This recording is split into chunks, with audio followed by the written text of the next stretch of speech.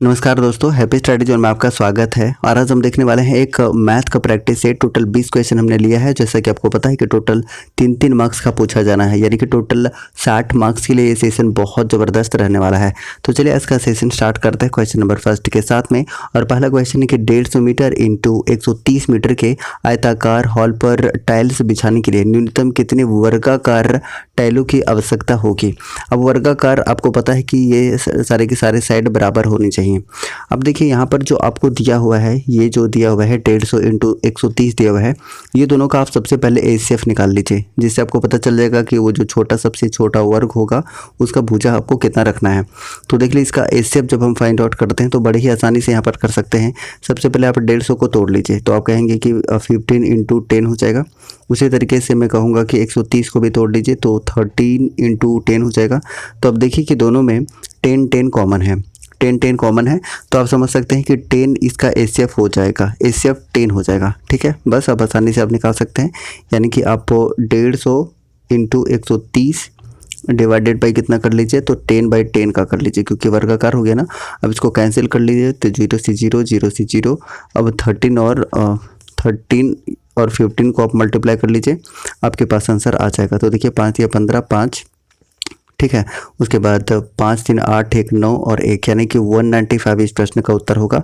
जितने भी आप आंसर कर रहे हैं, ऑप्शन नंबर डी इस प्रश्न का उत्तर हो जाएगा। ठीक है, तो चलिए अगले क्वेश्चन की तरफ बढ़ते हैं। अगला क्वेश्चन आपके सामने है क्वेश्चन नंबर 2, और ये भी देखिए काफ़ी इंटरेस्टिंग और काफ़ी ईजी है वैसे, लेकिन थोड़ा सा कैलकुलेशन करना पड़ेगा आपको।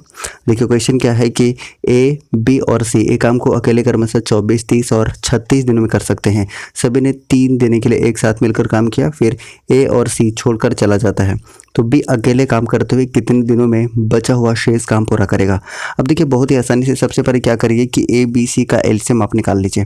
अब एलसीएम कैसे निकालते हैं, तो देखिए बड़े आसानी से हम निकालने की कोशिश करते हैं, समझिएगा। देखिए ए बी सी पहले हमने ऐसे लिख लिया, और इनका जो है कितना है, तो 24 दिन में कर सकते हैं, ये 30 डेज में, और ये 36 डेज में।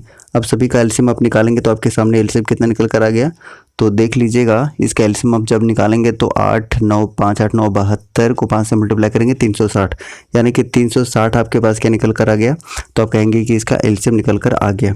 बस अब सभी को कैपेसिटी निकाल लीजिए कितना हो जाएगा, तो आप कहेंगे कि इसका 12 निकल कर इसका 15 आ जाएगा। ठीक है, और बी का कितना हो जाएगा, 12 आ जाएगा, और सी का कितना हो जाएगा, और 36 से अगर डिवाइड करेंगे तो 10 आ जाएगा। ठीक है, ये आपके सामने क्या आ गया, इन सारे का कैपेसिटी आ गया। अब आपको क्या करना है कि तीनों ने एक साथ मिलकर काम किया था 3 दिन तक। ठीक है भाई, तीनों ने मिलकर 3 दिन तक काम किया था, तो तीनों को आप जोड़ दीजिए। जोड़ने के बाद कितना हो रहा है, 27 और 10 37 हो रहा है। देखिए 37 हो रहा है, कितने दिन तक काम करते हैं, तो आप कहेंगे कि 3 दिनों तक काम करते हैं, और इसको मल्टीप्लाई करेंगे तो आपके सामने कितना आ जाएगा, तो आप कहेंगे कि 3 1 11, यानी कि 121 आ जाएगा। यानी कि तीनों ने मिलकर 111 काम कर लिया है, और हमारे पास टोटल काम कितना है, तो आप कहेंगे कि 360 है। तो 111 को आप यहाँ पर माइनस कर दीजिए, शेष काम बचा हुआ आपको मिल जाएगा। तो देखिए इसको माइनस कर लीजिए, और माइनस करने के बाद आपको कितना बचेगा, तो आप कहेंगे 942, यानी कि 249 ये जो है ये शेष काम बचा हुआ है। और अब ए और सी काम छोड़कर चला जाता है, तो किसको करना पड़ेगा, तो आप कहेंगे कि बी को करना पड़ेगा। और बी का कैपेसिटी कितना है अगर आपसे पूछ लिया जाए, ये देखिए बी है और बी का कैपेसिटी कितना है, तो आप कहेंगे कि 12 है, 12 है। यानी कि जो आपका 249 बच के ये शेष कार्य है, और इसका कैपेसिटी कितना है, तो 12 है। तो बस 249 को अब 12 से डिवाइड कर लीजिए, कितना हो जाएगा, 249 डिवाइडेड बाई कितना, 12। 4 से कट रहा है क्या, बिल्कुल कट रहा है। तो 6 चुके 24, 3 से कट रहा है ना, 3 से कट रहा है, तो आप 3 से इसको काट सकते हैं अगर आप चाहें तो, और नहीं काटना चाहें तब भी हो जाएगा। चलिए वैसे काट ही लेते हैं, काफ़ी ईजी हो जाएगा, वैसे थोड़ा सा आसान पड़ेगा। अब काटिए, तो 3 से काटेंगे तो 4 बार में, 3 से काटेंगे तो 8 तिया 24 और 3 तिया 9, यानी कि आपके सामने कितना हो गया, 83/4 हो जाएगा। ठीक है, अब इसको करिए तो कितना बार में चला जाएंगे, तो अब कहेंगे कि 80 यानी कि 20 हो गया, 20 ऊपर 3 नीचे 4, यानी कि 20.3/4 आपका इसका बिल्कुल करेक्ट आंसर हो जाएगा, यानी कि ऑप्शन नंबर बी इस प्रश्न का उत्तर है। आप खुद भी सॉल्व करेंगे तो बहुत ही आसानी से जल्दी सॉल्व कर पाएंगे, तो ऑप्शन नंबर बी इस प्रश्न का उत्तर हो जाएगा। राइट, चलिए अगले प्रश्न की तरफ बढ़ते हैं। अच्छा सेशन अच्छा लग रहा है तो एक लाइक भी करते जाइएगा, सभी को एक लाइक करते जाइएगा। अगला क्वेश्चन आपके सामने ये रहा, 120 सेंटीमीटर की क्या है परिमाप है, ठीक है, और 25 सेंटीमीटर यहाँ पर चौड़ाई दिया हुआ है और आयत का क्षेत्रफल निकालना है। तो देखिए काफ़ी इजी है, समझिएगा। आप ये जानते हैं कि अगर हम एक आयत ले लेते हैं तो आयत का ये लेंथ मान लेते हैं और इसका ये हम क्या मान लेते हैं, ये लंबाई और ये चौड़ाई मान लेते हैं। तो इसका परिमाप क्या होता है, तो आप कहेंगे कि 2 × L + B होता है, इसका क्या होता है, परिमाप होता है। और परिमाप कितना दिया हुआ है, तो आप कहेंगे कि 120 दिया हुआ है। लेकिन आप देखिए कि चौड़ाई का वैल्यू यहाँ पर दे दिया है कितना, तो आप कहेंगे कि 25 इसका वैल्यू दे दिया है, 25 वैल्यू दे दिया है। अब इसको 2 से आप कैंसिल कर सकते हैं, ये लीजिए 2 से कैंसिल कर दिए तो ये 60 हो गया ना 60। अब एल का जब वैल्यू निकालेंगे तो कितना हो जाएगा, 60 में से 25 माइनस हो जाएगा, यानी कि 35 निकल कर आ गया। तो अब देखिए क्या कि आपका जो चौड़ाई है वो दिया हुआ था 25 और लंबाई निकल गया, और आयत का क्षेत्रफल पूछा हुआ है। और आयत का क्षेत्रफल आप जानते हैं क्या होता है, बताइए, लंबाई गुने चौड़ाई होता है। ठीक है, लंबाई गुने चौड़ाई होता है, और लंबाई आपके सामने कितना निकला था, तो आप कहेंगे 35 निकला था और ये 25। इसको मल्टीप्लाई कर लीजिए, काफ़ी ईजी है। मल्टीप्लाई करने के लिए आप क्या कर सकते हैं, 10 25 को 25 से ऐसे करके जल्दी से आप मल्टीप्लाई कर सकते हैं, आप मन में ही करेंगे तुरंत हो जाएगा। अब देखिए यहाँ पर 250 और 625 कितना हो जाएगा, तो आप कहेंगे 875 इस प्रश्न का उत्तर होगा, 875। यानी ऑप्शन में कौन सा दिख रहा है, तो देख लीजिए ऑप्शन नंबर 20 प्रश्न का उत्तर होगा। जितने पे आप भी आंसर कर रहे हैं तो ऑप्शन नंबर 20 प्रश्न का सही उत्तर होगा। अगला प्रश्न देखिए और इसका आंसर करने की कोशिश करिएगा। देख के आपको हड़बड़ाना नहीं है कि बहुत लंबा क्वेश्चन है, बस आप समझिएगा बड़े ध्यान से। देखिए क्वेश्चन क्या है, क्वेश्चन आपके सामने है कि शिवांगी ने घड़ी 800 रुपये में खरीदी और 15% लाभ अर्जित कर शालू को बेच दी। 5% के लिए शालू ने उसे नंदिनी को बेच दिया। नंदिनी ने उसका 2 वर्ष उपयोग किया और 25% हानि पर प्रीति को बेच दिया। नंदिनी ने घड़ी प्रीति को कितने में बेचा। देखिए बहुत आसानी से इसको कर सकते हैं, ज़्यादा परेशान नहीं होना है। देखिए कितना में, मेन आपको 800 को पकड़ना है। ठीक है, ये आपके सामने 800 हो गया, कितना लाभ पर, तो कहेंगे कि सबसे पहले ये देखिए 15% लाभ पर, लाभ यानी कि 115 आप कह सकते हैं। फिर से लाभ हो रहा है, डिवाइडेड बाय 100 करना पड़ेगा, परसेंट में है ना। उसके बाद फिर 5% लाभ है, 5% लाभ यानी कि आप क्या कह सकते हैं, तो आप कहेंगे कि 105/100 कहेंगे, यही कह रहे होंगे, बिल्कुल यही कहेंगे। उसके बाद देखिए 25% हानि पर, हानि मतलब आप घटेगा, यानी कि 75 हो जाएगा, डिवाइडेड बाय 100। ठीक है, अब इसको क्या कर लीजिए, आप कैलकुलेट कर लीजिए। कैलकुलेट करेगा तो क्या हो जाएगा, तो 25 या 75, 25 चौके 100 हो गया। उसके बाद ये कितना से कट जाएगा, तो आप कहेंगे कि 5 से कट जाएगा, ये 21 बार में और ये 20 बार में। ठीक है, 5 से कट गया। फिर और भी हम 5 से कैंसिल कर सकते हैं, ये देखिए 23 × 5 = 115 और यहाँ ये 20 बार में कट जाएगा। और अब क्या कर सकते हैं, कौन कौन सा जीरो कैंसिल कर सकते हैं, ये देखिए इसका 1 0, इसका 1 0, इसका 1 0, इसका 1 0, ये दोनों जीरो कैंसिल हो गया। उसके बाद देखिए यहाँ पर 8 है ना, 8, ये 8 और ये देखिए 4 दूनी 8, ये पूरा कैंसिल हो गया। यानी कि नीचे क्या बच गया है, नीचे सिर्फ आपका 2 बच गया है, और ऊपर में आप देखिए तो आपके सामने बचा हुआ है 23, 21 और 3 बचा हुआ है। अब देखिएगा ध्यान से, तो आप क्या कर सकते हैं कि 23 या 69, 23 या 69 को आप क्या कर सकते हैं, 21 से मल्टीप्लाई कर सकते हैं। और कितना आपके सामने आ रहा है, अगर मैं आपसे पूछ लूँ तो आप कहेंगे कि 9, उसके बाद 9 दूनी 18 और 6 24, 4 2, 6 दूनी 12, 2 14, यानी कि इतना आ रहा है आपके पास। तो आप कहेंगे कि 1449 आ रहा है, डिवाइडेड बाई 2 हो जाएगा ना। इसको आप कर लीजिए सॉल्व, कितना हो जाएगा बताइए। तो आप कहेंगे कि 724 पॉइंट कितना हो जाएगा, 5 हो जाएगा। और यही इस प्रश्न का उत्तर भी है। बोलिए समझ आया? अगर समझ आया तो फटाफट से एक लाइक कर दीजिएगा और बताइएगा कि सेशन आपको कैसा लग रहा है। बताइए इस प्रश्न का उत्तर क्या हो जाएगा। ऑप्शन नंबर ए इस प्रश्न का उत्तर होगा। जितने भी आप ए आंसर कर रहे हैं, ए इस प्रश्न का सही उत्तर होगा। ठीक है, तो आप खुद भी एक बार सॉल्व करने की कोशिश करिएगा, आपको चीज़ें समझ आ जाएंगी। देखिए ये क्वेश्चन भी काफ़ी इजी है और पूछा जाता है ऐसा प्रश्न। बताइएगा इसका सही आंसर क्या होगा। तीनों का रेशियो आपको बताना है, तीनों का अनुपात बताना है क्या होगा। तो अगर आप ऐसा करें कि 3a = 5b = कितना है, 4c है। आप ऐसा करिए कि इसको k के बराबर आप मान लीजिए। वैसे बहुत सारे तरीके हैं, लेकिन जो मैं तरीका सोचता हूँ वो देखिए कैसे है। अब देखिए क्या कर सकते हैं आप ऐसे कर सकते हैं कि 3a = k आप मान सकते हैं क्या, बिल्कुल मान सकते हैं। और अगर मैं पूछ लूँ कि आप ये बता दीजिए कि a का वैल्यू क्या होगा, तो आप कहेंगे कि k/3 हो जाएगा, k/3 हो जाएगा। उसी तरीके से b का वैल्यू अगर मैं पूछ लूँगा तो आप क्या कहेंगे, यानी कि k/5 हो जाएगा। c का वैल्यू पूछ लेंगे तो क्या कहेंगे, तो आप कहेंगे कि k/c हो जाएगा। ठीक है, अब देखिए यहाँ पर बड़ी आसानी से अब a b c तीनों का आप रेशियो में बदल लीजिए, यानी कि तीनों को रेशियो में करेंगे कितना हो जाएगा, तो आप कहेंगे कि k/5 k/3 ना, k/3। उसके बाद नेक्स्ट देख लीजिए, तो आप कहेंगे कि k/b, फिर क्या कर सकते हैं, आप कहेंगे k/b, b का वैल्यू यहाँ पर 5 रखेंगे और c का यहाँ पर कितना रखेंगे, 4 रखेंगे। अब देख लीजिए, अब k तो कैंसिल हो जाएगा, अल्टीमेटली k क्या हो जाएगा, कैंसिल हो जाएगा, यानी कि 1/3, 1/5, 1/4। यानी कि अल्टीमेटली हम आपको ये बताना चाहते थे कि जब भी ऐसा क्वेश्चन आपको मिले तो आप क्या कर लीजिए, आपको ऐसा करना है ना कि आप 1/3 बस उल्टा कर लीजिए सबको, है ना, रेसिप्रोकल कर लीजिए, 1/5 और फिर कितना 1/4। बस अब आपका रेशियो निकल गया। नीचे आप एलसीएम ले लीजिए, कितना निकल जाएगा, तो आप कहेंगे कि 5 को 20 या 60 को फिर 3 से क्या करेंगे, डिवाइड करेंगे, तो आपके सामने हो जाएगा 20 और फिर 60 को करेंगे तो कितना हो जाएगा बताइए, 60। तो कितना हो जाएगा, 12 25 60 और 15 चौके 60, यहाँ पर हो जाएगा 15। यानी आपके सामने 20 12 15 ये आपका रेशियो आ गया। मैं बता रहा हूँ इसलिए समय लग रहा है, आप स्पीड में बनाएंगे तो तुरंत बनेगा, राइट। तो 5 का सही आंसर क्या बनेगा बताइए, option number C. Option number C इस प्रश्न का उत्तर है। जितने भी आप सी आंसर कर रहे हैं बिल्कुल सही जा रहे हैं। पीडीएफ मिल जाएगा, डोंट वरी। पीडीएफ कहाँ मिलेगा, तो टेलीग्राम में मिलेगा। टेलीग्राम का लिंक कमेंट बॉक्स में पिन किया हुआ है, आप वहाँ से ज्वाइन कर लीजिएगा, या @हैप्पी स्टडी जोन भी सर्च करेगा तो आपको वहाँ से मिल जाएगा, ज्वाइन कर लीजिएगा। बहुत सारे पीडीएफ वहाँ पे मिल जाएंगे आपको प्रैक्टिस के लिए, राइट। ओके, उन संख्याओं का मान ज्ञात करें जिनके बीच का अंतर कितना है। बीच का अंतर आपको 35 मिलना चाहिए और परस्पर मान का जो अनुपात है वो 2/7 होना चाहिए। अब देखिए यहाँ पर करेंगे क्या, यहाँ पर किसी तरह का आपको एक्स वगैरह कुछ भी मानने की आवश्यकता नहीं है। आप ऑप्शन को पकड़िए कि आपके सामने कौन सा ऐसा ऑप्शन है जिसका डिफरेंस सबसे पहले 35 आपको मिल रहा है।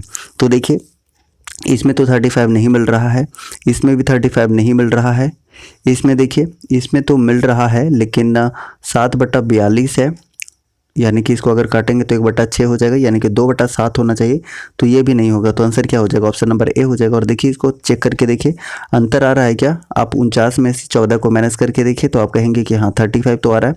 बिल्कुल एक कंडीशन को तो ये सेटिस्फाई कर दिया। उसके बाद देखिए इसको हम क्या करते हैं कि अनुपात में देखते हैं, तो आप कहेंगे कि 14/49 ये कहेंगे। अब इसको काटिए तो 7 दूनी 14 और 7 7 49, 2/7, यानी कि दोनों ही कंडीशन को ये फुलफिल कर रहा है, इसलिए ऑप्शन नंबर क्या हो जाएगा, ऑप्शन नंबर ए इस प्रश्न का उत्तर होगा। जितने भी आप ए आंसर कर रहे हैं option A should be correct answer, ठीक है। अब देखिए अगला प्रश्न करते हैं, और ये भी काफ़ी अच्छा प्रश्न है और समझ आ जाएगा आप लोग को, और ख़ुद भी आप कोशिश करिए कि इसको कैसे सॉल्व करना है।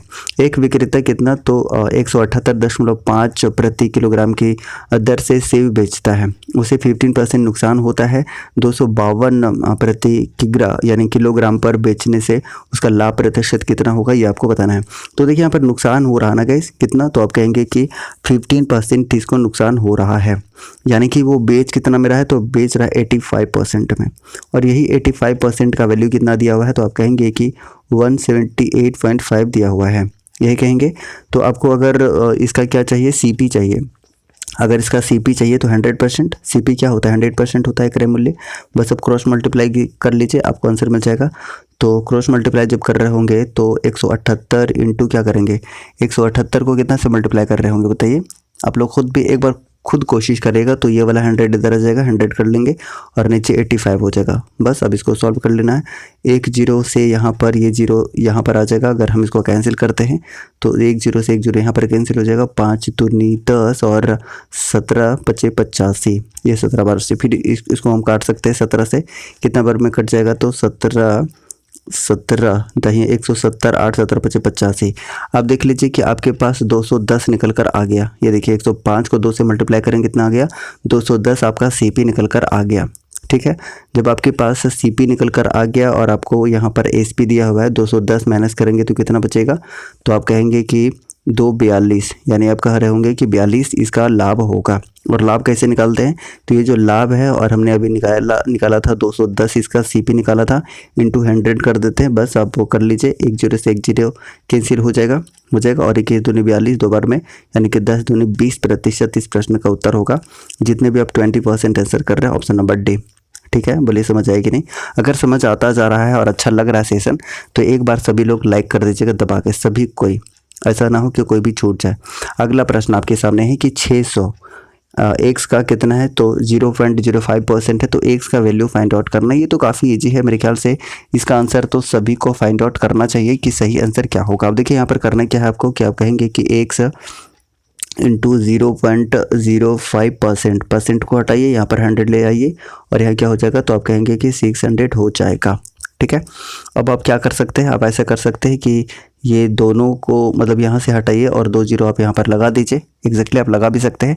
और फिर क्या कर सकते हैं, अब यहाँ से आप 5 से इसको कर लीजिए क्या, डिवाइड, कट कर लीजिए, तो कितना हो जाएगा, 120 बार में कट जाएगा, 12 25 60 और 1 जीरो, यानी कि 12 में कितना जीरो हो जाएगा, तो पहले से 1 जीरो और यहाँ 4 जीरो, यानी कि टोटल 5 जीरो आपको लगना चाहिए। ठीक है, ये 5 जीरो किस में है, तो आप कहेंगे ऑप्शन नंबर ए में है, और ऑप्शन नंबर ए इस प्रश्न का उत्तर हो जाएगा। जितने भी ए आंसर कर रहे हैं, ए इज करेक्ट वन। ठीक है, बोलिए समझ आ रहा, बताइए सभी लोग, एक बार कमेंट करके बता दीजिएगा कि सेशन कैसा लग रहा है। 9 का सही आंसर बता दीजिएगा। आपको बताना है कि एक टैक्सी 120 किलोमीटर पर घंटे की रफ्तार से निश्चित दूरी की यात्रा 35 मिनट में पूरा करती है। उस दूरी को 21 मिनट में पूरा करने के लिए अपनी गति में कितनी वृद्धि करनी चाहिए। अब देखिए बहुत आसान है, ऐसा क्वेश्चन पूछा जाता है हालांकि। अब देखिए समझिएगा, आपके सामने स्पीड दिया हुआ है, डिस्टेंस तो दिया हुआ नहीं है, उसी दूरी को बार बार दूरी की बात कर रहा है, निश्चित दूरी की बात कर रहा है। तो हम ऐसा करते हैं कि सबसे पहले हम दूरी को फाइंड आउट कर लेते हैं। तो यहाँ पर क्या दिया हुआ है, तो आप कहेंगे कि ये देखिए स्पीड दिया हुआ है, टाइम दिया हुआ है, और स्पीड और टाइम दिया हुआ है, तो आप आराम से क्या निकाल सकते हैं, आप आराम से डिस्टेंस निकाल सकते हैं। कैसे, तो देखिए स्पीड 120, ठीक है, और टाइम कितना दिया हुआ है, तो आप कहेंगे कि आपके पास टाइम कितना दिया हुआ है, तो आप कहेंगे कि 35 दिया हुआ है, लेकिन ये मिनट में दिया हुआ है। तो इसको हम क्या करते हैं कि आवर में बदल लेते हैं, घंटा में बदलने के लिए 60 से डिवाइड कर देंगे। तो देखिए ये कट जाएगा 2 बार में, यानी कि 35 दूना 70 किलोमीटर जो है ये इसका क्या है, डिस्टेंस है। 70 किलोमीटर क्या है, डिस्टेंस है, ये आप समझ सकते हैं। अब देखिए आपके पास क्या दिया हुआ है, तो आपके पास दिया क्या है, 21 मिनट, 21 मिनट ये टाइम दिया हुआ है। 21 मिनट में पूरा करने पर कितना उसके गति में वृद्धि करना होगा, ये आपसे पूछा हुआ है। तो आपके सामने डिस्टेंस निकल कर कितना आ गया, तो आप कहेंगे कि 70 किलोमीटर आपके सामने निकल कर आ गया है। अब आपको निकालना क्या है, स्पीड निकालना है। ठीक है, स्पीड निकालना है, तभी तो हम बता पाएंगे कि कितना वृद्धि करना पड़ेगा। तो देखिए स्पीड निकालने के लिए क्या करेंगे कि डिस्टेंस है, डिस्टेंस कितना है, तो आप कहेंगे कि 70 है। ठीक है, टाइम कितना है, तो आप कहेंगे कि देखिए 21 है। 21 क्या है, ये मिनट में है। इसको घंटा में बदलने के लिए क्या करेंगे, 60 से आप डिवाइड कर रहे होंगे, बिल्कुल करेंगे, करना ही पड़ेगा, कोई उपाय नहीं है।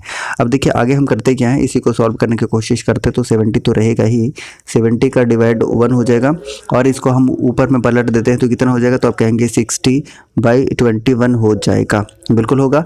अब इसको क्या करिए, आप कैंसिल कर रहे होंगे, तो कैंसिल करने के बाद 7 से कैंसिल करिए सबसे पहले। तो 7 से अगर कैंसिल करते हैं तो 7 या 21 और 7 10 70, ये 10 बार में कट जाएगा। उसके बाद फिर 3 से इसको डिवाइड करिए तो 20 टर्म्स में कट जाएगा, यानी कि आपके सामने स्पीड कितना निकल कर आ गया, तो आप कहेंगे कि 200 आपके पास स्पीड निकल कर आ गया, 200 निकल कर आ गया।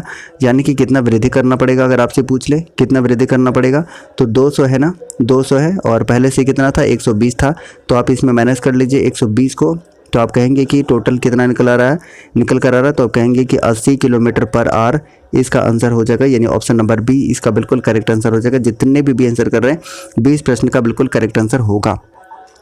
चलिए अगले प्रश्न का उत्तर कर दीजिएगा। ये थोड़ा सा आपको लेंदी पड़ेगा, लेकिन उतना लेंदी नहीं पड़ेगा। अगर आप ध्यान से देखेंगे तो चीज़ें आपको निश्चित रूप से समझ आनी चाहिए। देखिएगा कि यदि एक निश्चित राशि पर दूसरे वर्ष प्राप्त चक्रवृद्धि ब्याज कितना है, तो 1200 रुपये है।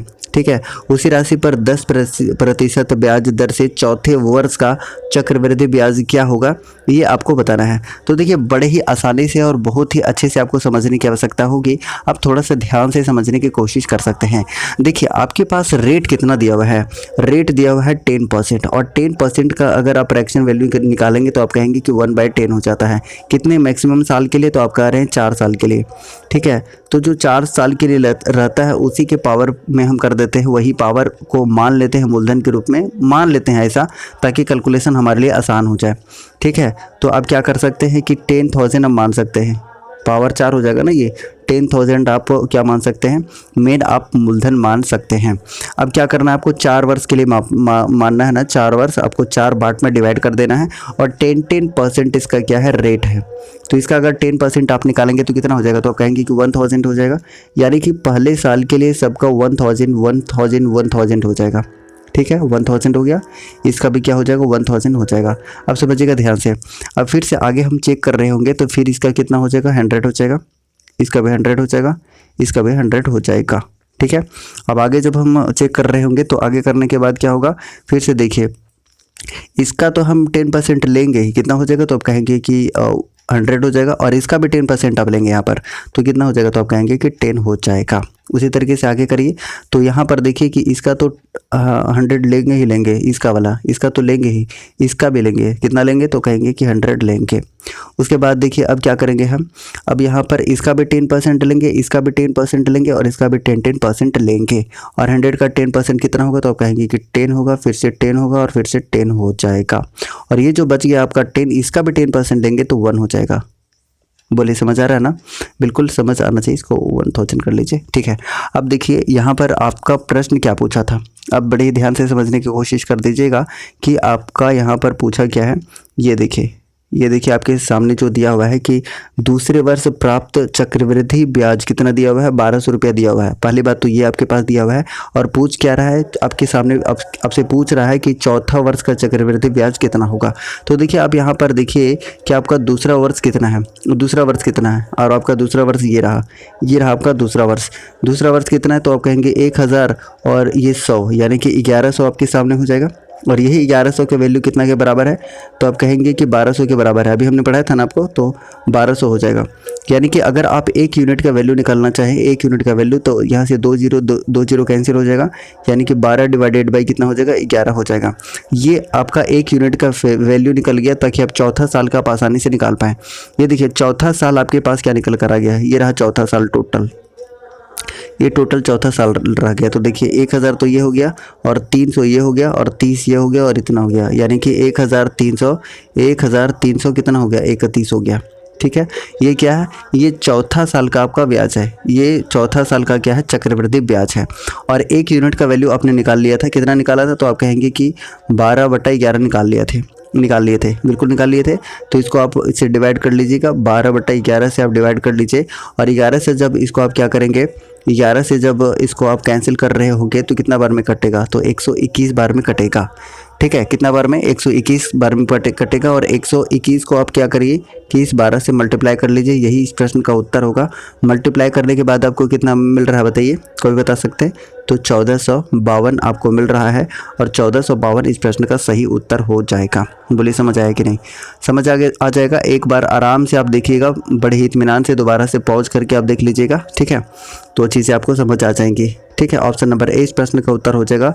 और ये जो ट्री मेथड है गैस, ये ट्री मेथड बड़े कमाल का मेथड होता है, क्योंकि कोई साल का जैसे भी करके क्वेश्चन दे दे हम बड़े ही आसानी से इसको बना सकते हैं। नेक्स्ट है क्वेश्चन नंबर 11, और देखिए इसमें करना क्या है आपको कि 17/3 सबसे पहले दिया हुआ है, एज इट इज़ लिख लेते हैं। और देख लीजिए ये जो 3 है, ये 3 को आप अंदर मल्टीप्लाई करते जाइए, सिंप्लीफाई करते चले जाइएगा।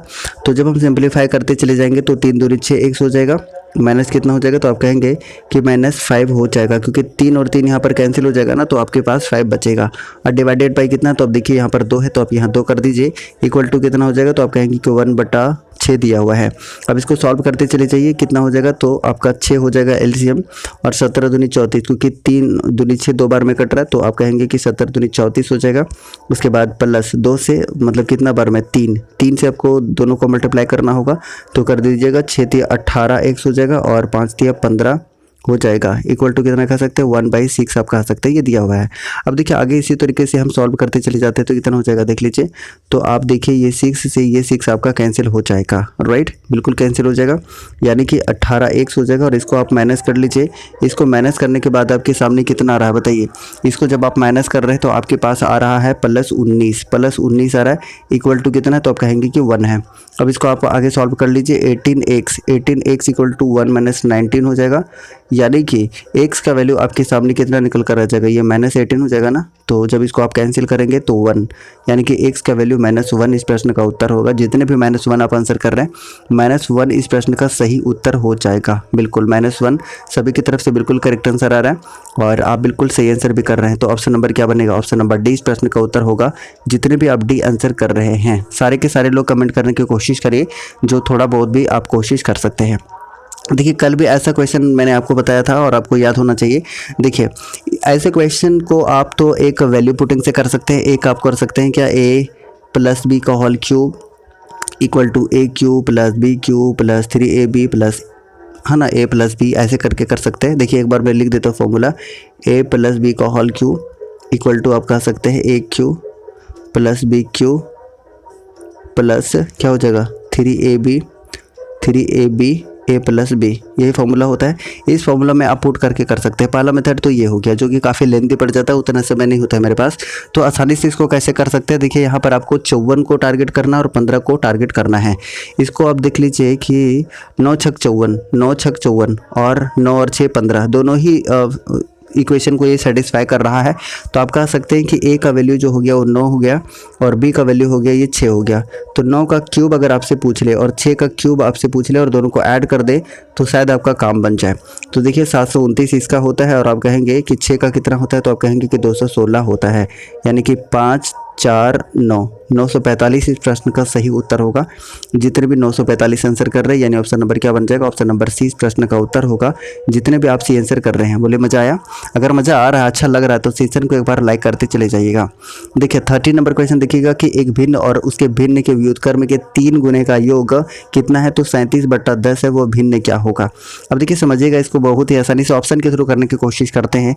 तो अब सबसे पहले ऑप्शन को चेक करते जाइए। पहला ऑप्शन लेते हैं हम, 5/2 क्या कर रहा है कि दोनों का योग कितना है, तो उस भिन्न के योग से 3 गुना। ठीक है भाई, 3 गुना।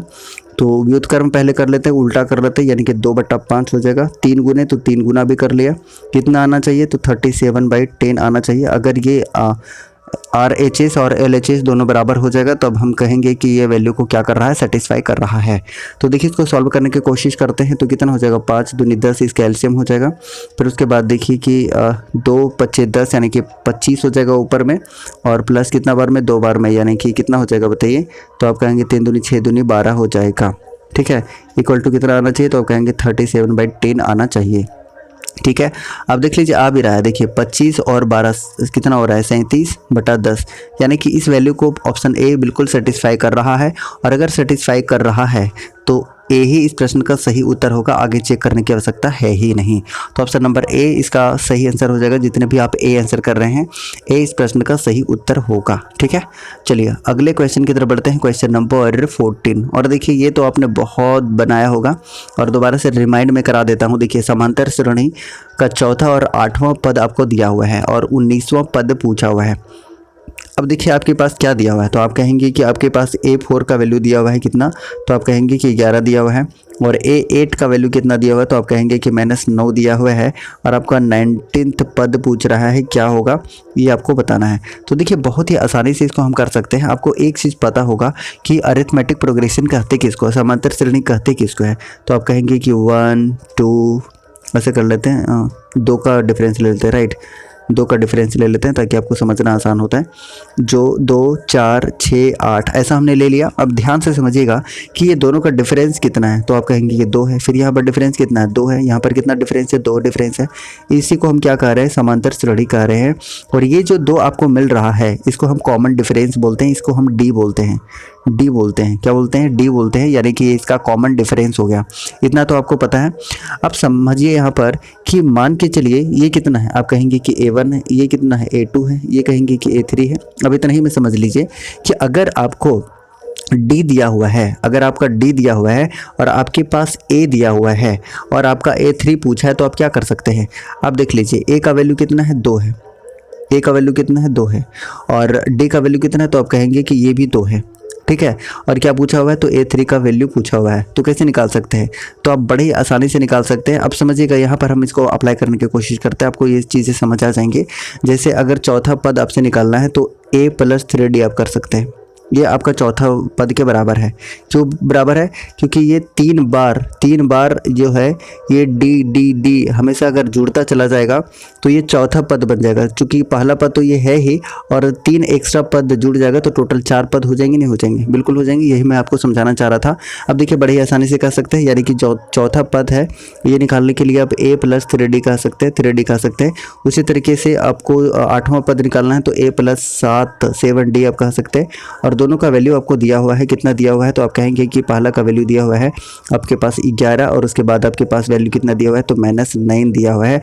बस आप यहाँ से डी और ए का वैल्यू फाइंड आउट कर लीजिएगा, आप आसानी से यहाँ से 19वां पद निकाल पाएंगे। तो देखिए यहाँ पर माइनस करते हैं, यहाँ पे माइनस करते हैं, यहाँ पे माइनस है तो प्लस करते हैं, ये आपका कैंसिल हो गया। यहाँ पर आपके सामने कितना हो गया, -4d हो गया, और ये दोनों को जोड़ेंगे तो आप कितना हो गया, 20 हो गया। ठीक है, यानी कि अल्टीमेटली डी का वैल्यू आपके सामने कितना निकल कर आ गया, तो 5 चौके 20 यानी कि -5 आपका डी का वैल्यू यहाँ से निकल कर आ गया।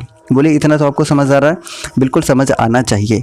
अब देखिए आपके सामने डी का वैल्यू निकल गया, लेकिन ए का वैल्यू नहीं पता। ए का वैल्यू नहीं पता भाई, तो ऐसा करते कि पहला इक्वेशन में हम पुट कर देते हैं वैल्यू को। ठीक है, बिल्कुल पुट कर देते हैं, तो +3 डी का वैल्यू निकल चुका है, माइनस कितना, -5 निकल चुका है, इक्वल टू कितना, तो कहेंगे कि 11 है। बस आप इसको कर लीजिए सॉल्व, तो ए इक्वल टू कितना हो जाएगा, 5 या 15, इधर माइनस में हो जाएगा उधर प्लस में चला जाएगा, यानी कि 11 + 15 हो जाएगा। तो आप कहेंगे कितना निकल कर आ गया, तो 5 1 6 26 निकल कर आ गया। ए का वैल्यू कितना निकल कर आ गया, तो अब 26 निकल कर आ गया। तो अब आपके सामने दोनों ही वैल्यू आपके सामने मौजूद है, यानी कि आपको क्या क्या आवश्यकता है, तो आपको पहला टर्म की आवश्यकता है जो कि हमें मिल चुका है, कितना मिला है, तो आप कहेंगे कि जो पहला टर्म है वो कितना मिला है, तो पहला टर्म आपको 26 मिल चुका है। डी कितना मिला था, तो आप कहेंगे कि -5 मिल चुका था। बस 19वां टर्म निकालने के लिए बस सेम मेथड को आप अप्लाई करिएगा, आपके सामने क्वेश्चन का आंसर हाजिर है। यानी कि a + 18d कर सकते हैं ना, बिल्कुल कर सकते हैं। और a का वैल्यू कहेंगे कि 26 है। ठीक है, उसके बाद और क्या कर सकते हैं, +18 इंटू क्या कर सकते हैं, -5 कर सकते हैं। राइट, इसको सॉल्व करिएगा तो क्या हो जाएगा, तो क्या बोलेंगे 26 और प्लस माइनस 18 + 5 90 हो जाएगा। इसको जब आप सॉल्व कर रहे होंगे तो -64 इस प्रश्न का उत्तर होगा। जितने भी -64 आंसर कर रहे हैं, -64 इस प्रश्न का सही उत्तर हो जाएगा। ठीक है, तो चलिए इस प्रश्न का उत्तर क्या करेंगे, इस प्रश्न का उत्तर करेंगे ऑप्शन नंबर बी। जितने भी आंसर कर रहे हैं ऑप्शन नंबर बी इस प्रश्न का सही उत्तर होगा। अब देखिए इस क्वेश्चन का आंसर तो आप निश्चित रूप से आप करिए, क्योंकि इसमें कैलकुलेशन करना है, बच्चे वाली कैलकुलेशन है। तो इस प्रश्न का उत्तर आप कर सकते हैं। 15 का सही आंसर करिएगा, सही आंसर क्या बनेगा, तो देखिए सबसे पहले आप दोनों को मल्टीप्लाई करिएगा। दोनों को मल्टीप्लाई करके देखिएगा, काफ़ी टाइम लगेगा, हालांकि यहाँ पर अगर मैं करूँ तो आप खुद भी कर लीजिएगा। मैं डायरेक्ट रिजल्ट लिख दे रहा हूँ, आप खुद ये कर सकते हैं, मैं ऐसा उम्मीद कर सकता हूँ। तो 286 8614 प्लस कितना हो जाएगा, 3320 तो दिया ही हुआ है। और दोनों को जब आप ऐड करेंगे तो आपके सामने कितना निकल कर आ जाएगा बताइए। तो ये आपके सामने कितना निकल कर आ जाएगा बताइए, तो आपके सामने 290.06 आपके सामने निकल कर आ जाएगा। और यही इस प्रश्न का उत्तर हो जाएगा, यानी कि ऑप्शन नंबर आप बी आंसर कर सकते हैं। ठीक है, ऑप्शन नंबर बी इस प्रश्न का उत्तर हो जाएगा। आप खुद भी सॉल्व करने की कोशिश करिएगा। ठीक है, काफ़ी इजी है, बस कैलकुलेशन आपको करना है। नेक्स्ट है क्वेश्चन नंबर 16, और देखिए यहाँ पर आपको 2 बिंदु दिया हुआ है और बिंदु को जोड़ने वाला रेखाखंड कितना, तो वाई अक्ष द्वारा किस अनुपात में विभाजित किया जाता है, ये आपसे पूछा हुआ है। तो देखिए ऐसे क्वेश्चन को करते हैं क्या है, देखिए सबसे पहले आपके पास क्या दिया हुआ है, तो आप ऐसे समझ लीजिए कि एक पॉइंट आपका ए दिया हुआ है, एक पॉइंट आपका बी दिया हुआ है। ठीक है, क्या दिया हुआ है, तो इसका पॉइंट दिया हुआ है आपका 5 3, उसके बाद इसका -3 और 1 दिया हुआ है। अब आपको पूछा हुआ है कि वाई एक्सिस, और जब भी हम वाई एक्सिस की बात करते हैं तो जो उसका एक्स है वो क्या हो जाता है, 0 हो जाता है। ये आपको हमेशा ध्यान रखना। और आपका यही रेशियो पूछा हुआ है कि किस रेशियो में ये विभाजित होगा। ठीक है, किस रेशियो में विभाजित होगा ये पूछा हुआ है। तो मान लेते हैं कि M1 M2 में ये विभाजित होगा, M1 M2 में ये विभाजित होगा, ये आपको ध्यान रखना है। अब देखिए समझिएगा, थोड़ा सा आपको समझना क्या है कि जब इसका फॉर्मूला क्या होता है, आप अगर देखिएगा कि एक्स का फॉर्मूला क्या होता है, एक्स का निकालने के लिए, तो आप कहिएगा कि इसका फॉर्मूला होता है, क्या होता है, तो आप कहेंगे कि M1 X2 प्लस क्या कर सकते हैं, M2 X1 divided by M1 plus M2। उसी तरीके से y का भी निकालेंगे, बस y x की जगह पर y पुट कर देंगे, ये y का निकल जाएगा। क्योंकि यहाँ पर ये 0 है। ठीक है, x का वैल्यू कितना है, 0 है, तो x के वैल्यू से ही इसको जब हम इक्वेट करेंगे तो बहुत आसान हो जाएगा। तो चलिए इसको हम पुट करते हैं, तो x का कितना हो जाएगा, 0 हो जाएगा। अब देखिए सबसे पहले आपको क्या करना था, M1 X2 कितना है, तो X2 आप कहेंगे कि -3 है, X2 आपके पास -3 है, बिल्कुल है। ओके, उसके बाद प्लस करते हैं, बिल्कुल प्लस करते हैं, क्या हो जाएगा m2 हो जाएगा। और x1 कितना है तो कहेंगे कि 5 हो जाएगा। और डिवाइडेड बाई क्या करना है, ये इंटू हो जाएगा एक्चुअली में। उसके बाद m1 प्लस m2 हो जाएगा, m1 प्लस m2 हो जाएगा, राइट। जब इसको आप सॉल्व कर रहे होंगे तो ये 0 के साथ मल्टीप्लाई होकर ये पूरा खत्म हो जाएगा ना। यानी कि आपके सामने अल्टीमेटली क्या बचा हुआ है, तो आप कहेंगे कि -3m1 इक्वल टू, मतलब प्लस कर दीजिए पहले, यहाँ पर प्लस कितना हो जाएगा तो आप कहेंगे कि 5m2 इक्वल टू क्या हो जाएगा, 0 हो जाएगा। ठीक है, बस ये दोनों बराबर हो जाएगा, नहीं हो जाएगा, बिल्कुल हो जाएगा। आप ये कह सकते हैं, क्या कह सकते हैं कि 5m2 इक्वल टू 3m1 कह सकते हैं, बिल्कुल कह सकते हैं। अब देखिए यहाँ पर m1 बाई m2 का जब आप वैल्यू निकालेंगे तो कितना निकल कर आ जाएगा, तो आप कहेंगे कि 5/3 इसका निकल कर आ जाएगा, यानी कि 5:3 इस प्रश्न का उत्तर होगा। बचपन में आपने खूब पढ़ा होगा, आपको याद भी होगा। ठीक है, तो चलिए इस प्रश्न का उत्तर क्या करेंगे, इस प्रश्न का उत्तर हो जाएगा ऑप्शन नंबर डी। देखिए 5:3 हमने निकाला था और इस प्रश्न का उत्तर हो जाएगा। देखिए अगर आपको परेशानी है तो आप ऐसे समझिए कि अगर एक्स एक्सिस है और ये एक्स एक्सिस है, ये वाई एक्सिस है, जब भी हम क्या बात करते हैं, जब भी हम एक्स एक्सिस की बात, जब भी हम वाई एक्सिस की बात करते हैं तो इसका जो एक्स होगा वो 0 हो जाता है और ये वाई रहेगा। ठीक है, उसी तरीके से जब हम क्या करते हैं, एक्स एक्सिस की बात करते हैं तो एक्स तो रहेगा लेकिन वाई आपका 0 हो जाएगा। बस इतना ही आपको याद रखना था। और बाकी फॉर्मूला आपको याद रखना है कि एक्स का फॉर्मूला क्या याद रखना है, m1 x2। आपने बहुत बार पढ़ा है, लेकिन अगर आप भूल गए हो तो मैं रिमाइंड करा दे रहा हूँ। ये आपको निकाल लेना है m1 प्लस m2। ठीक है, ये काफ़ी काम आने वाला है। और जब वाई का फॉर्मूला निकाल रहे होंगे तो बस इसी तरीके से m1 y2 plus m2 y1 m1 plus m2। ठीक है, यही अल्टीमेटली आपका फॉर्मूला है, इसी से आप आसानी से फाइंड आउट कर सकते हैं। इस प्रश्न का उत्तर क्या होगा, बिल्कुल डी इस प्रश्न का उत्तर होगा, जितने भी आप डी आंसर कर रहे हैं। उसके बाद नेक्स्ट क्वेश्चन की बात करते हैं, क्वेश्चन नंबर 17। और ये काफ़ी इजी है वैसे। 7x minus 11y equal to कितना है, 12 दिया हुआ है। ढलान पूछा हुआ है, ढलान मतलब होता है स्लोप आपसे पूछा हुआ है। ठीक है, देखिए आप ये जानते रहे और आपको पता होना चाहिए कि 7a प्लस ऐसे कर सकते हैं कि हम कुछ भी मान लेते हैं, ax plus by equal to C. ऐसा अगर आपके पास इक्वेशन दिया हुआ है और आपसे स्लोप पूछ दिया है, अगर आपसे क्या पूछ दिया है, स्लोप पूछ दिया है, तो इसका फॉर्मूला क्या होता है, इसका फॉर्मूला होता है -a/b। ठीक है, -a/b। यहाँ a और b का वैल्यू के साथ क्या लगा देना है आपको, बस माइनस लगा देना है और यही इस प्रश्न का उत्तर हो जाएगा। ठीक है, तो अगर आप यहाँ पर इस इक्वेशन को देखें तोड़ना चाहे तो आप क्या कह सकते हैं, तो आप कहेंगे कि 7x plus -11y equal to कितना हो जाएगा, 12 हो जाएगा। अब देखिए आप स्लोप निकाल लीजिए, स्लोप यानी कि एम से स्लोप को हम डिनोट कर सकते हैं, एम से, तो इसका स्लोप आप निकाल लीजिए। स्लोप क्या हो जाएगा, तो आप कहेंगे कि पहले से तो माइनस फॉर्मूला में है ही, ये 7 हो जाएगा और b का वैल्यू कितना है, तो आप कहेंगे कि -11 हो जाएगा, -11 हो जाएगा। और ये माइनस माइनस हो जाएगा प्लस, यानी कि 7/11 इस प्रश्न का उत्तर होगा। जितने भी आप ऑप्शन नंबर ए चूज़ कर रहे हैं, ऑप्शन नंबर ए इस प्रश्न का उत्तर होगा। बोलिए समझ आया? अगर समझ आया तो फटाफट से लाइक कर दीजिएगा। फॉर्मूला एम का याद रख लीजिएगा, क्या होता है, तो -a/b होता है इक्वेशन के अनुसार। ठीक है, चलिए अगला प्रश्न का उत्तर करना, ये भी काफ़ी इजी है। इससे रिलेटेड एक क्वेश्चन हमने कल भी बताया था। देखिए त्रिभुज आपका XYZ दिया हुआ है और PQR दिया हुआ है, दोनों समरूप है, ये आपको ध्यान रखना है, दोनों समरूप है। और XY और PQ का रेशियो दिया हुआ है 6:1 और PQR का भी जो क्षेत्रफल है 15 सेंटीमीटर स्क्वायर दिया हुआ है। और XYZ का क्षेत्रफल क्या होगा ये आपको बताना है। तो देखिए अगर दोनों समरूप है तो आप ये समझ लीजिए कि area of XYZ divided by area of PQR जो इक्वल होगा, ये बराबर होगा किसके, तो आप कहेंगे कि ये 6 है और ये 1 है, दोनों के स्क्वायर के बराबर होगा। इतनी सी बात आपको समझ रहे हैं। ठीक है, अब चलिए आगे हम सॉल्व करते हैं। तो देखिए आपके पास क्या दिया हुआ है, तो आप कहेंगे कि PQR का वैल्यू आपके सामने कितना दिया है, तो 15 दिया हुआ है, 15 दिया हुआ है, 15 दिया हुआ है। आपका वैल्यू किसका निकालना है, तो आपको निकालना है XYZ का। तो XYZ का निकालना, ये 15 तरह के मल्टीप्लाई हो जाएगा। तो आप ये कह सकते हैं कि 36 × 15/1 हो जाएगा जब इसको ऐसे आप कर रहे होंगे।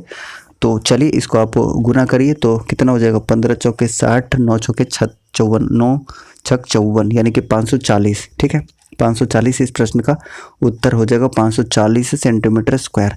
तो ऑप्शन नंबर क्या बनेगा, ऑप्शन नंबर बी इस प्रश्न का उत्तर बनेगा। जितने भी आप बी आंसर कर रहे हैं, ऑप्शन नंबर बी इस प्रश्न का सही उत्तर होगा। ठीक है, चलिए अगला प्रश्न का उत्तर तो वेरी वेरी इजी, बस आपको याद रहना चाहिए उसका वैल्यू। अब देखिए अगर बात करते हैं कि कोट 30 डिग्री का वैल्यू क्या होता है, कोट 30 डिग्री का वैल्यू क्या होता है, और उसके बाद आपको बताना है कि सेक 60 डिग्री का वैल्यू कितना होता है। तो आपको बताना होना चाहिए कि tan 30 डिग्री का वैल्यू होता है 1/√3, तो इसका हो जाएगा √3, उल्टा हो जाएगा।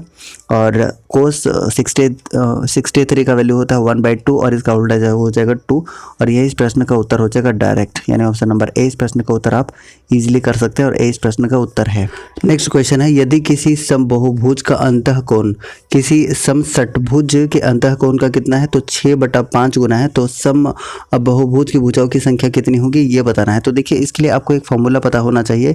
फॉर्मूला क्या है गाइस, आपका अगर किसी भी बहुभुज का अंतःकोण निकालना है, कोई भी बहुभुज हो सकता है, उसका एक अंतःकोण निकालना है, तो उसका फॉर्मूला क्या होता है आपको पता होना चाहिए, n-2 इंटू 180 डिग्री और डिवाइडेड बाई क्या कर देते हैं, n कर देते हैं। ये इसका फॉर्मूला होता है। अगर किसी भी बहुभुज का, चाहे वो त्रिभुज हो, चतुर्भुज हो, पंचभुज हो, षटभुज हो, कुछ भी हो, सभी का हम क्या करते हैं, अंतःकोण यानी कि एक कोण निकालने के लिए इस फॉर्मूला को हम यूज़ करते हैं। अब देखिए इसको हम सॉल्व करने की कोशिश करते हैं। करना क्या है कि एक समबाहुभुज की संख्या कितनी होगी ये आपको बताना है, और एक आपके पास दिया हुआ है षटभुज आपको दिया हुआ है। तो चलिए इसको सॉल्व करने की कोशिश करते हैं। तो सबसे पहले हम इस बहुभुज का वैल्यू नहीं जानते, यही n निकालना है। n-2 होगा इंटू 180 हो जाएगा, क्योंकि 180 डिग्री से हमको क्या करना पड़ता है, मल्टीप्लाई, और डिवाइडेड बाई कितना हो जाएगा, n हो जाएगा। इक्वल टू क्या करेंगे, आपके पास षटभुज दिया हुआ है, तो आप कहेंगे कि 6-2 है ना, षटभुज मतलब जिसकी भुजा 6 हो, और इंटू 180 डिग्री करेंगे, और डिवाइडेड बाई कितना करेंगे, तो आप कहेंगे डिवाइडेड बाई आपको करना होगा 6, क्योंकि यहाँ पर n का वैल्यू आपके पास दिया हुआ है 6 दिया हुआ है। ठीक है, अब आपके कितना गुना है, तो आप कहेंगे कि 6/5 गुना है। कितना है, तो आप कहेंगे कि 6/5 गुना है, तो 6/5 गुना है, तो आप कर लीजिए 6/5 गुना, यहाँ पर गुना कर लिए क्योंकि ऐसा बोला हुआ है, राइट। अब सॉल्व करिए, तो आप कहेंगे कि आपका यहाँ 6 से 6 क्या हो रहा है, कैंसिल हो जा रहा है, बिल्कुल कैंसिल हो जा रहा है। ठीक है, हमने कैंसिल भी कर दिया है। और क्या हो रहा है, तो 180 से 180 आपका कैंसिल हो जा रहा है। अब इसको आप सॉल्व कर लीजिए, तो क्रॉस मल्टीप्लाई कर लीजिए, कितना हो जाएगा, तो 5n माइनस 10 इक्वल टू कितना हो जाएगा, देखिए माइनस करेंगे तो ये 4 हो जाएगा, यानी कि इधर ये 4n हो जाएगा, बिल्कुल हो जाएगा। ये आप इधर ले आइए तो कितना हो जाएगा, n इक्वल टू कितना निकल कर गया, 10 निकल कर आ गया, और 10 इस प्रश्न का सही उत्तर होगा, जितने भी आप 10 आंसर कर रहे हैं। ठीक है, तो चलिए इस प्रश्न का उत्तर क्या होगा, जितने भी आप 10 आंसर कर रहे थे, 10 इस प्रश्न का सही उत्तर होगा। इस तरीके से 20 क्वेश्चन हमने कंप्लीट कर लिया है गाइस।